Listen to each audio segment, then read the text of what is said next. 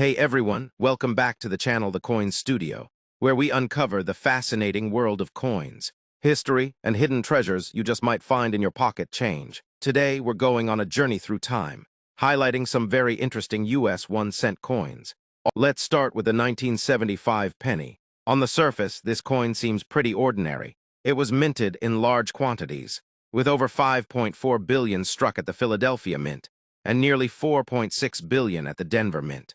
That said, what should you look for? Key features: made of 95% copper and 5% zinc. Weighs 3.11 grams. No mint mark for Philadelphia, D for Denver. Valuable errors to look for: double die obverse DDO.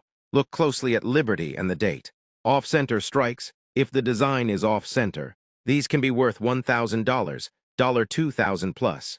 BIE error: a die break between the B and E in Liberty that looks like the letter I. Value: a pristine 1975D penny graded MS67 RD. Can fetch over $3,000 at auction. Next up, the 1987 penny. By this time, the composition had changed, starting in 1982 to a copper-plated zinc core. Specifications: 97.5% zinc, 2.5% copper plating, 2.5 grams in weight. Over 4.3 billion minted in Philly, 4.5 billion in Denver. What makes it special? While 1987 cents are common, some die cracks, cuds, and misalignments can bring value. Clipped planchet errors, off-metal errors, rare instances of the coin being struck on a foreign or wrong planchet. Double die reverses are rare but exist. Top sale: an MS68 RD example from Denver sold for over $1,000. This is where things get really interesting. The 1992 cent, especially from the Philadelphia Mint, has a very famous variety, the close AM reverse. Normally, 1992 pennies have a wide space between the A and M in America on the reverse. But a few coins, possibly transitional pieces, have the letters touching or very close together. A design meant for coins starting in 1993. Only a few known examples. Hard to spot with the naked eye. Use a magnifier. Also check the FG initials. They should be further from the building. Value: one of these rare close AM cents sold for over $20,000. 1994 is another high mintage year. Over 6.5 billion from Philly and 7.1 billion from Denver. But there are still some gems to find.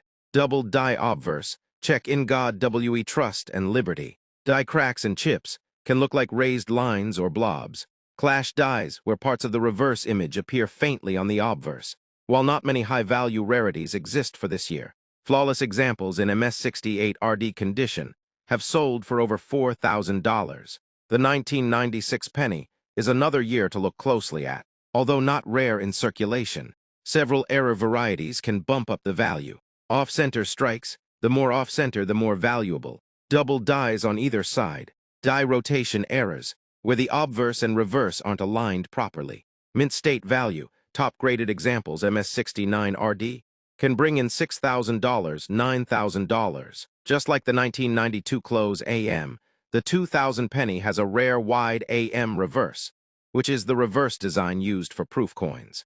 How to spot it? Wide gap between the A and M in America. The FG initials are closer to the memorial building. These coins were supposed to be used only for proof coins, but a few made it into regular circulation. Value: wide M 2000 pennies in high grade can sell for $3,000. $1,000 depending on condition. By 2002, most errors were harder to find, but they still exist. Notable finds: struck through grease errors. Part of the design may be missing or weak. Off-center strikes and die cracks. Repunched mint marks, mostly Denver. Highest value: MS69 RD coins can go for $1,000. Most sell for $1,000, $5,000 unless they have errors. 2008 marked the final year of the Lincoln Memorial reverse before the switch to the 2009 bicentennial designs. Die cracks and cuds near Lincoln's head or near the building. Double dies less common. Mint errors, including off-center strikes and misaligned dies. Collectors like this coin as the symbolic end of the Memorial series.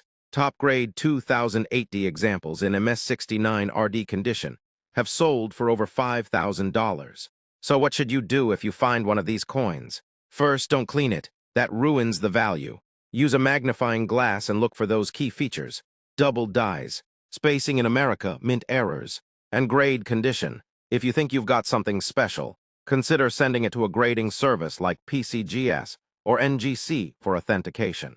Even if you don't find a rare one, holding onto well-preserved coins from these years is still a great way to build a collection and learn more about U.S. history. If you enjoyed this deep dive into U.S. pennies from 1975 to 2008, smash that like button, subscribe for more long-form coin videos, and hit the bell icon so you never miss an upload.